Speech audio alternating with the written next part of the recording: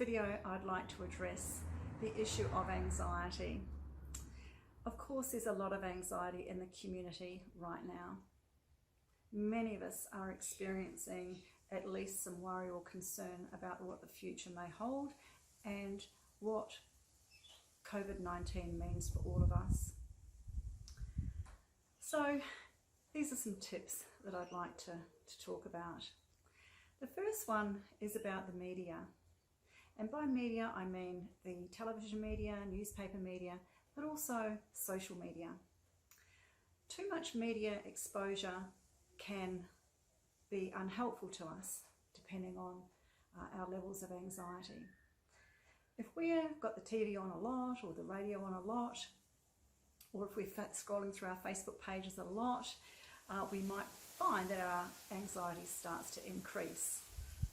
In fact, sometimes we can even feel as though we're ambushed by COVID-19 information right into your living room or right onto your phone, whether or not you really wanted it at that time.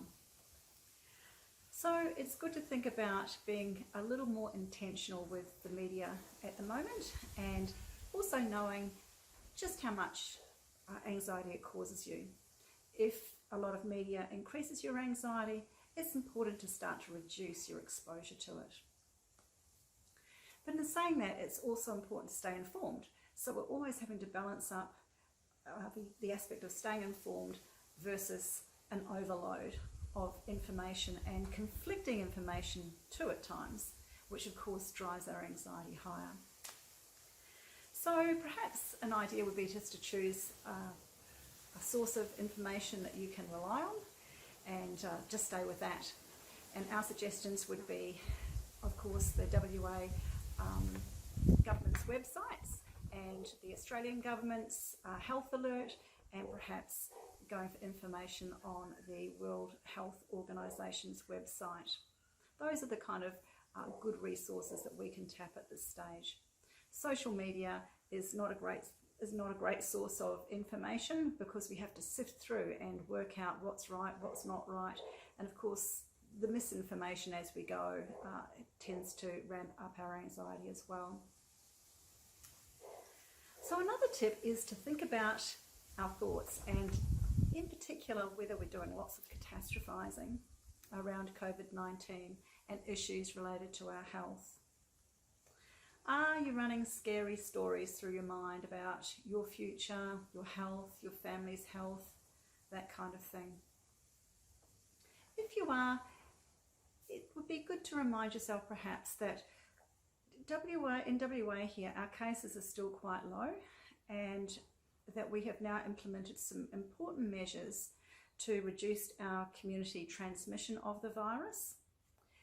And also know that most people who do catch COVID-19 usually experience mild symptoms and recover without the need to go to hospital.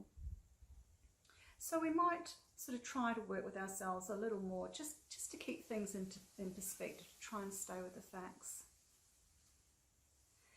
Another thing that might be helpful is for you to think about how you would cope in a worst case scenario.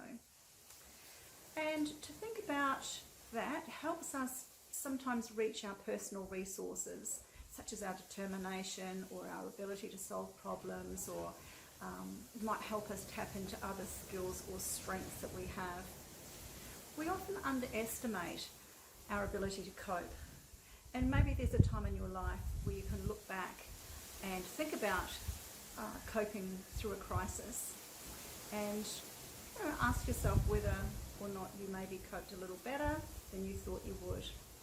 And if you didn't cope well, you're in a position to think about how you might cope this time a little better, should the need arise.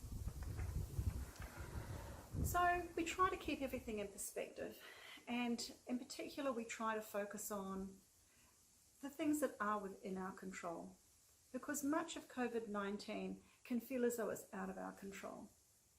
Many parts of our lives have been changed by this and are still changing, and that becomes almost out of our control, and in many ways out of our control.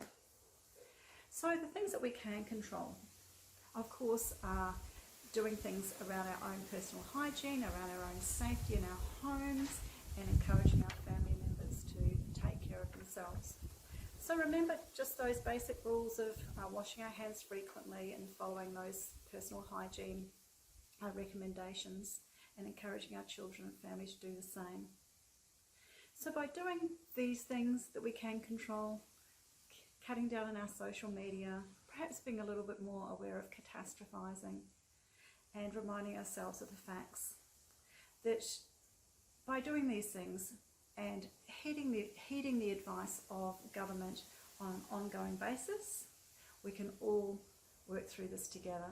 This will end and we'll come out the other side of it.